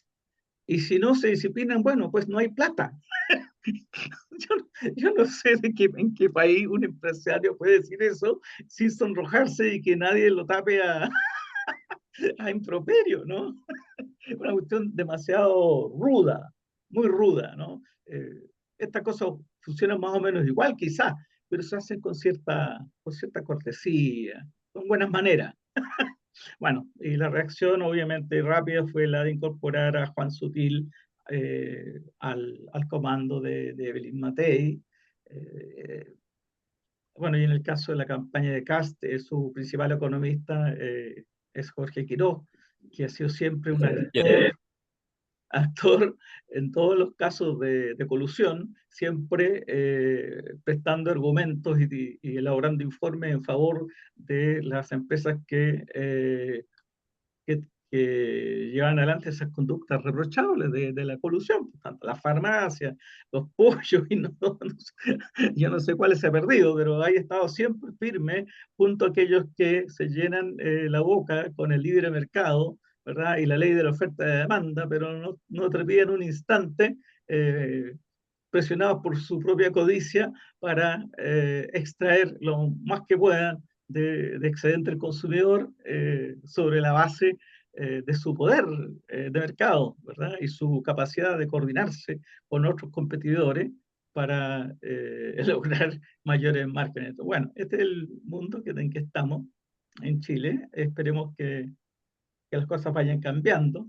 En lo personal no soy muy optimista, en lo personal no soy muy optimista por las vocerías que ha habido en el equipo económico programático de la candidata Jara, que por supuesto voy a apoyar, eh, pero bueno, habrá que, habrá que aceptar que, como dijo o como tituló un columnista en un diario, eh, esto de señalizar a la izquierda para virar a la derecha, parece que se está haciendo costumbre en este país. ¿Verdad? Claro. Eh, y bueno, está bien, pues, en la vida que nos ha tocado. Así que eso nomás, estimado Morel. Muchas gracias por la oportunidad de exponer mis puntos de vista. Muchas gracias, Álvaro, por este punto de vista, siempre agudo, con un gran sentido del humor además, y muy claros en su perspectiva. Eh, Tenemos el compromiso de terminar estas sesiones a las 8. Son las 8:06. Yo les quiero proponer lo siguiente, que le demos la palabra, digamos, a Manuel Hidalgo para saludar su presencia en esta sesión y que de paso lo dejamos invitado, digamos, también para la próxima, porque este es un informe mensual. Y que cierre nuestro querido compañero Mario Villanueva. Eh, Manuel, por favor, para que nos des un saludo y por supuesto alguna opinión, y Mario, tú cierras, si les parece bien. Bueno, muchas gracias, Tocayo Manuel Riesco. Y un gusto estar aquí en esta ocasión, además con un informe al que le han puesto el nombre del querido y recordado profesor Hugo Facio Rigasi, del cual todos nosotros aprendimos mucho y sin duda el seguidor de la coyuntura económica, no solamente chilena, sino latinoamericana y mundial más acucioso que hemos tenido, por lo menos desde la llamada transición en adelante, ¿no? Desde el programa abandonado hasta sus últimos libros, siempre una vez por año, realmente un profesor valioso en esa labor acuciosa, también en causas fundamentales que hacen a la necesidad de tener una estrategia de desarrollo nacional propia, a la necesidad de defender la riqueza del cobre y tantas otras materias en las cuales Hugo sin duda llevó la voz cantante y fue un gran adalid, vamos a decir, de buscar la soberanía económica, monetaria, financiera, comercial de nuestro país y de nuestra América Latina. Así que un gusto estar en este tipo de espacio y bueno, tener acá la posibilidad de escuchar a mi amigo y compañero de Gabriel Loza, que fuera también compañero de la Escuela de Economía en los mismos años en que yo me formaba y también militando ambos en el mundo de los trabajadores. El día del golpe en Yarur nos encontramos juntos, el 11 de septiembre del 73, en la mañana, ahí estábamos, Gabriel a cargo del núcleo socialista y mi persona como número 2 del movimiento Izquierda Revolucionaria en Yarur.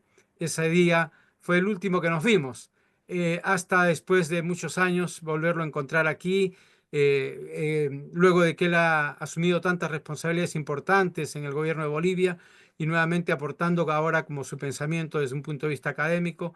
Un gusto escuchar a Gabriel, por cierto.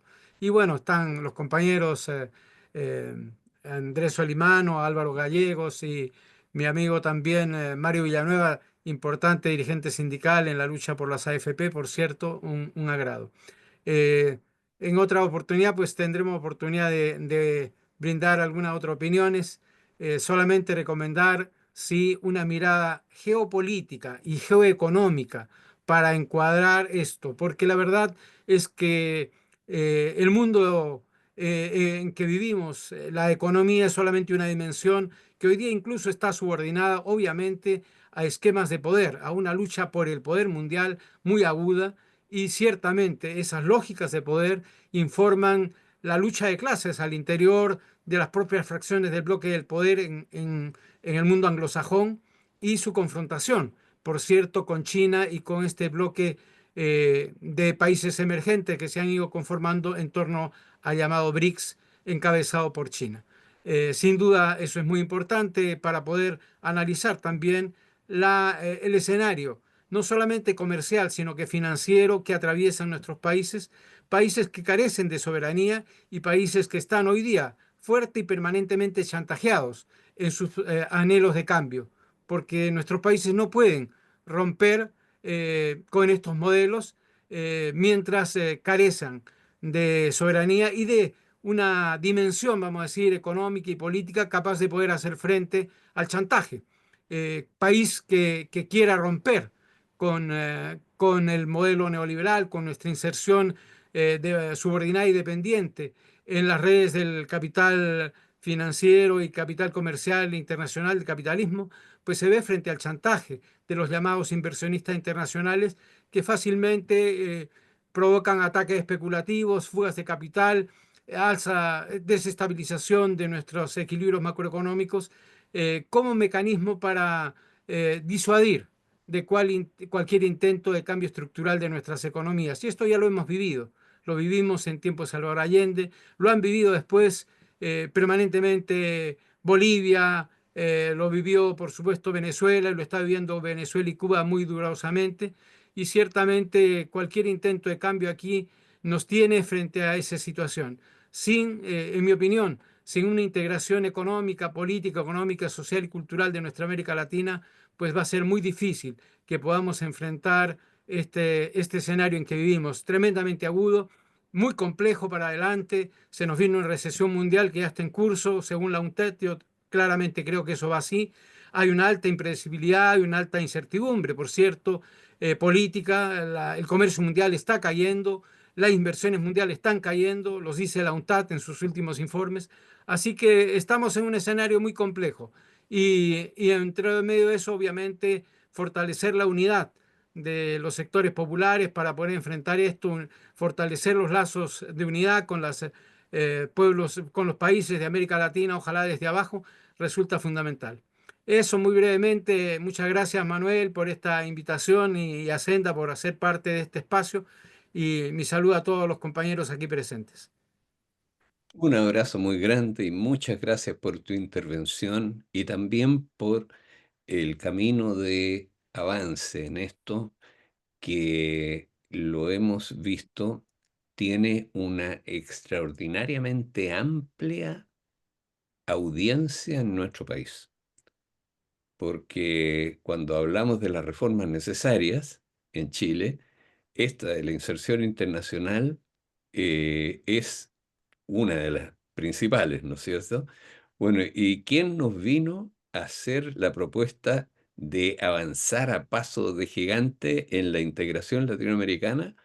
Pues un ex ministro de Pinochet, no, perdón, de Piñera, y que dirige un centro que se llama Clapes UC, que está muy lejos de nosotros, pero lo invitamos porque él y Clapes propusieron que teníamos que avanzar muy rápido en la integración latinoamericana. Y desde acá le decimos, digamos, a Brasil, que nosotros estamos apoyando, por lo menos modestamente con nuestra insignificante influencia, pero estamos apoyando la posición del presidente Lula, de pararse frente al abuso, digamos, de Estados Unidos, que se mueve por el mundo como Hitler se movía por Europa en el apogeo de su poder. Y les recomiendo ver la vieja película La decisión del rey, en el cual este es el punto central. Y fue el rey de Noruega que se paró frente a Hitler, que le quería exigir no sé qué payasada, digamos, en su momento. Porque en esas estamos. Ahora, Mario Villanueva, y tú cierras esta sesión, que para nosotros ha sido muy, muy interesante y por la cual agradecemos con un abrazo a Gabriel Loza. Mario Villanueva, por favor. Sí, muchas gracias, Manuel. Bueno, como tú lo señalabas, ha sido muy valiosa la presentación de Gabriel Loza, digamos, que nos ha entregado innumerables elementos para el análisis, digamos, de lo que es la situación económica mundial con las políticas de Donald Trump. Bueno, agradecer también lo que han sido las intervenciones de nuestros colegas panelistas, eh, tanto Andrés Solimano como Álvaro Gallego. A Álvaro Gallego aprovecho de entregarle las condolencias por el fallecimiento hace pocos días, semanas atrás, de su madre. Digamos que nos enteramos mientras estábamos haciendo la entrega del IMA-6 de Senda. Así que un Sí, abrazo fuerte a Gabriel, perdón, a Álvaro. muchas Eh, gracias, Mario. Ok. Y bueno, y también saludar las palabras de Manuel Hidalgo, digamos, que ha hecho una breve pero brillante intervención con este llamado a la unidad latinoamericana. Yo muy brevemente, digamos, respecto a lo que nos planteaba Gabriel Loza, eh, digamos, más que referirme a los aspectos técnicos, digamos, quisiera referirme al tema del entreguismo con que ha estado actuando la élite política europea. Digamos que, digamos, ha cedido totalmente a las demandas de Donald Trump. Digamos, quien aparte de que ya le había exigido un 5% del PIB para destinarlo a gastos armamentistas, eh, también ahora en este acuerdo le exige 600 millones en petróleo y gas, digamos que gasten 600 millones de dólares, perdón, 6.000 millones, no 600, 6.000 millones de dólares en petróleo y gas norteamericano, digamos, y que no sigan comprando el gas ruso. Y por otra parte, otros 750.000 millones de dólares en gasto en compras energéticas, todo esto que tiene que ver con chip y otro tipo de cosas. Entonces, bueno, y digo este entreguismo porque, vamos, las palabras de la señora presidenta de la Comisión Europea, Van der Leyen, decía, comillas, tenemos un acuerdo comercial entre las dos mayores economías del mundo y es un gran acuerdo, gran acuerdo, que aportará estabilidad y previsibilidad, y eso es muy importante a ambos lados del Atlántico. Eso decía la señora Van der Leyen. La, esta situación, digamos, tiene poco rechazo, por así decirlo. Digamos, son pocos los que levantan la voz en Europa frente a estas imposiciones de Donald Trump. Y, Y paradojalmente, quien más levanta la voz, por ejemplo, es la dirigente de la ultraderecha, Marine Le Pen, ¿ah? Quien dijo que es un fiasco político, económico y moral, digamos, el acuerdo que habían llegado con Donald Trump. Cientos de millones de euros, dice, en gas y armamentos. Es una capitulación para la industria francesa, ¿ah? Para nuestra soberanía energética y militar. Y por otra parte, Melechón, el dirigente de la izquierda, dice que todo se le ha cedido a Donald Trump. La opción de la insumisión al imperio y el no alineamiento como la única alternativa posible. Bueno, por lo menos algunas voces, digamos, se levantan y en particular tratan de recuperar el rol que tuvo la izquierda en su momento, digamos, tan importante en Europa a través de Melechón. Bueno, para ir concluyendo, y lo decía muy bien Gabriel Loza, estamos en una nueva era entonces de proteccionismo, una ruptura con el orden económico comercial multilateral que dominó. Y él concluía, digamos, y voy a retomar lo que él decía en su última diapositiva cuando señalaba esto de bye bye libre comercio, bienvenido comercio administrado. ¿Ah? Comercio administrado, que ojalá, digamos, no siga siendo administrado por Donald Trump, porque a dónde nos está llevando, digamos, a una crisis mayúscula. Eso respecto a la primera parte. Y a lo otro que yo quería referirme, pero muy brevemente, digamos, es para complementar, digamos, lo que entregaba Manuel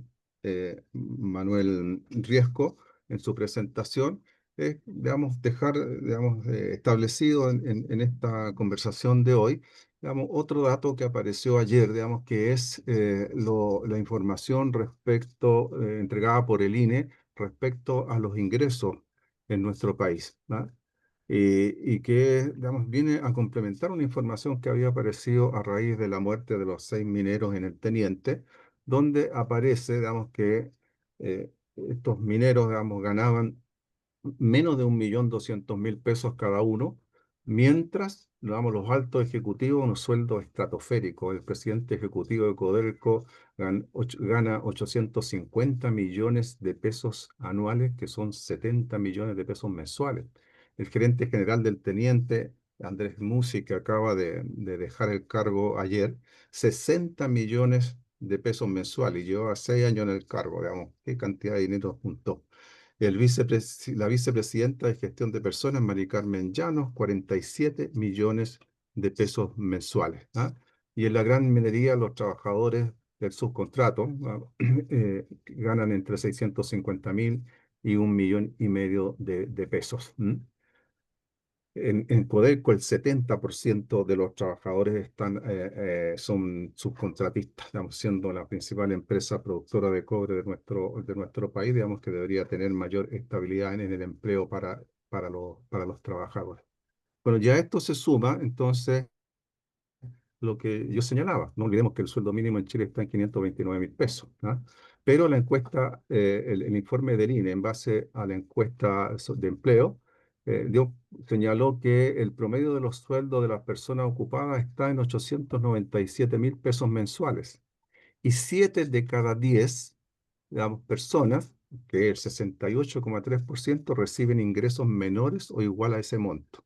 Y la mediana está en 611.162 pesos mensuales. O sea, el 50% de los trabajadores chilenos está ganando bajo esa cifra, bajo los 611.000 pesos, ¿ah?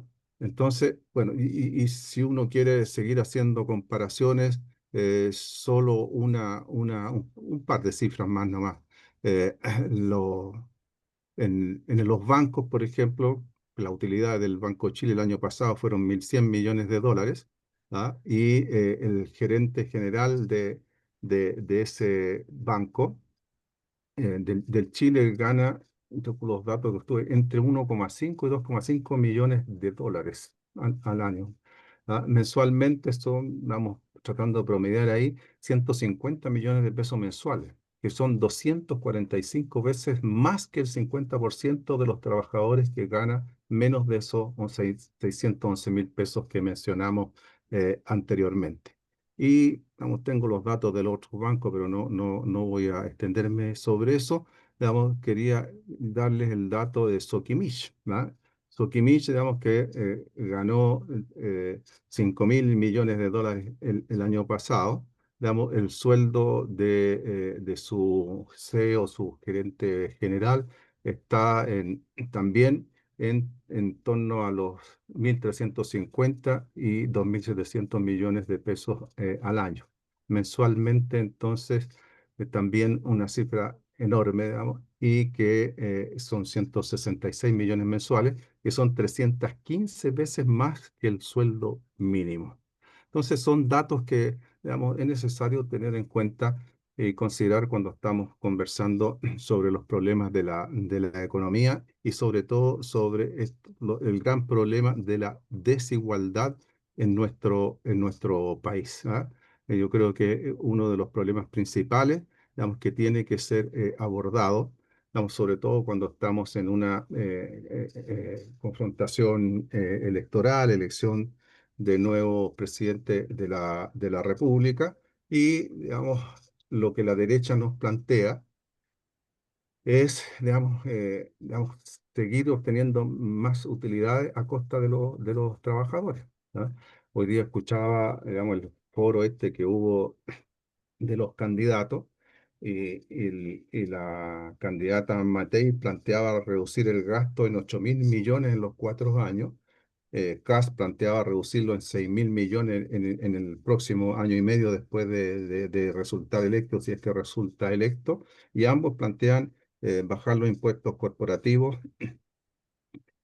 Álvaro se refería a ello también, de 27 al 23%. Y la pregunta que uno se hace, bueno, si se van a bajar los impuestos y se van a reducir los gastos, ¿con qué se va a financiar el gasto en todo lo que son las demandas sociales, el gasto social en nuestro país?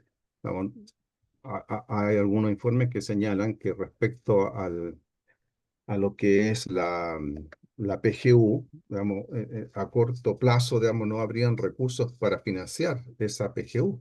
¿Ah? Y si, digamos, se van a seguir reduciendo los gastos, ¿cómo se va a financiar esa PGU? Digamos, se va a hacer lo que se hizo en la Argentina o lo que se está haciendo en la Argentina de bajarle las pensiones a los jubilados. Entonces, bueno, estos son temas que es necesario que los tengamos presentes en nuestras conversaciones, y claro, como planteaba Álvaro, también de alguna manera, y dado cómo se están dando las cosas, también uno tiende a ser poco optimista en que en el próximo periodo vayan a haber cambios de fondo en nuestro país, no solo por el lado de la derecha, sino que también por el lado de la posibilidad, digamos, de la candidata de la unidad de la centro izquierda. Eh, Porque, digamos, las informaciones que llegan, digamos, como decía Álvaro, no son optimistas. Así que, bueno, para ir cerrando, porque estamos bastante pasado la hora, yo creo que estaríamos dando por finalizado el programa, y Manuel que dé la última palabra de cierre, y bueno, un saludo especial a todos ustedes, y a Álvaro, perdón, a Manuel Hidalgo también, que un gusto tenerlo en el programa y que no lo había mencionado. Eso. Muchas gracias, Mario. Muchas gracias por tu regular participación, digamos, participación constante en las actividades de Senda, que pone los pies en la tierra a todos nuestros debates, y tú lo has demostrado con tu extraordinaria intervención que recién concluye. Y para cerrar esta sesión, les invitamos para el próximo martes a las 6:30 a la presentación de los índices mensuales de actividad económica interna IMASEI Senda, que ya a partir de mañana vamos a empezar a dar, digamos, los anticipos, porque ya tenemos los datos que salieron justamente ayer de las cotizaciones del mes del último mes disponible. Así que nos veremos en el IMASEI, y queremos decirle que vamos a tomar un tema que es bastante polémico, y que es el tema de los retiros. y vamos a hablar de los retiros y de la presión que hay en este momento por hacer nuevos retiros. Vamos a hablar de eso. Bueno, que tengan ustedes muy buenas noches y muchas gracias por su asistencia y su participación en esta sesión. Muchas gracias a las otras personas que no han hablado acá, que han estado en la sala. Les agradecemos su respaldo, su presencia y que tengan muy buenas noches. Un abrazo grande a todas y a todos. Muchas gracias, buenas noches a todos. Adiós. Buenas noches, gracias a todos. Buenas noches. Fuerza. Eso.